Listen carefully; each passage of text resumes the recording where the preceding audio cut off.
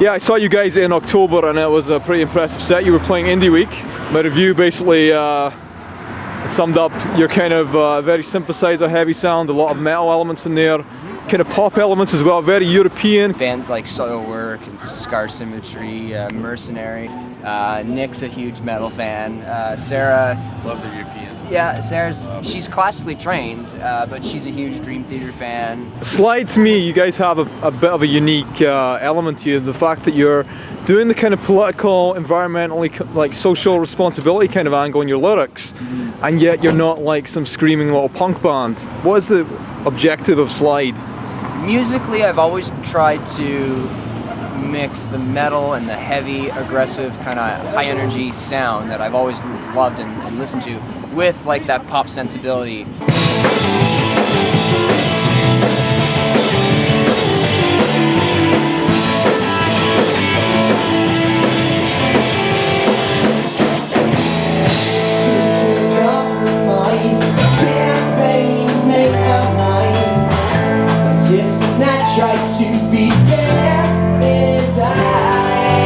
We wanted to initially have a concept because that's something we haven't done before that record.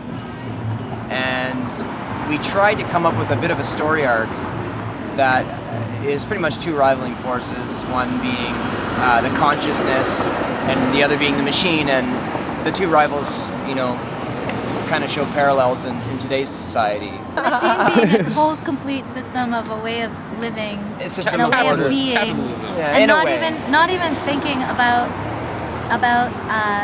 like the essence of life and what's really important, and just living things by how people tell you should live. We want to send a message to people who are listening to us, and we want it to be something that they'll remember.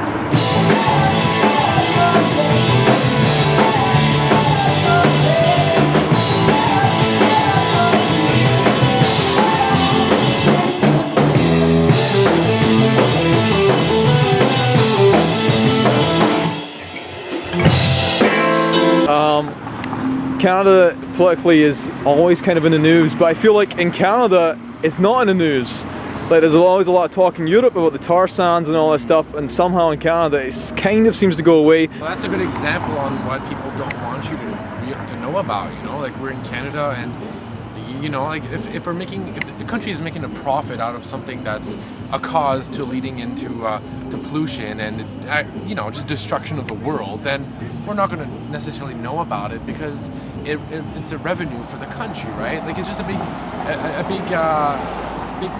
Cover-up scheme, yeah, in a way. you know, that's, I guess, what the whole idea of Feed the Machine is about, you know? Like, the consciousness versus what is really going on in the world, you know, being schemed up from capitalism and, you know, being controlled by all of these. We'll never see nobody else.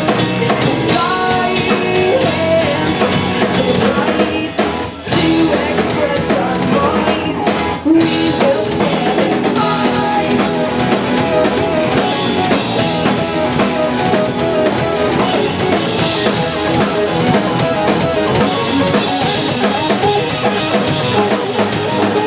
What do you think about the whole Occupy movement that's just been passed? One of the reasons why the Occupy movement did come to Canada was because there's still people starving. There's still areas where the government's not addressing it because they're going to lose, you know, huge amounts of money. There's a bit more social support here for people if they can't get work or, you know, things like this.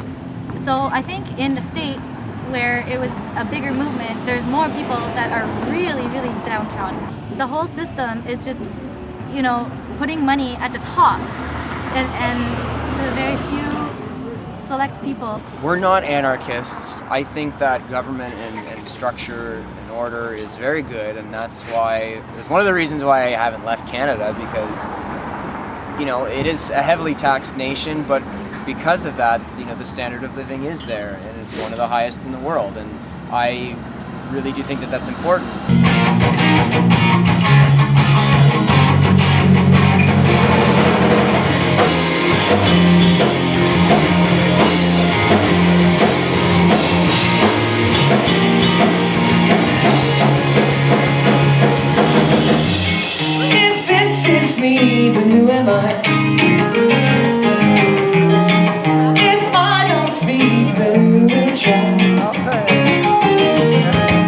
I'd say that's your two greatest strengths. You've got like a really, you know, fantastic. There's a ton of energy being put out there, and also the lyrical content. Like not many bands go that kind of, you know, to that level with the lyrics. All the music in the world, Britain and USA, still kind of dominates. What's your strategy for Europe? Well, we've hired a publicist. His name's Renan. He has a small label called Gypsy Soul Records, and he's going to Midem, which is an international music conference in Cannes, France.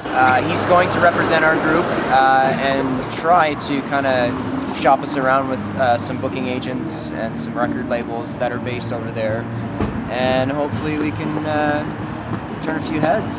You know, the future of Slyde, we usually do this yearly write, record, tour cycle.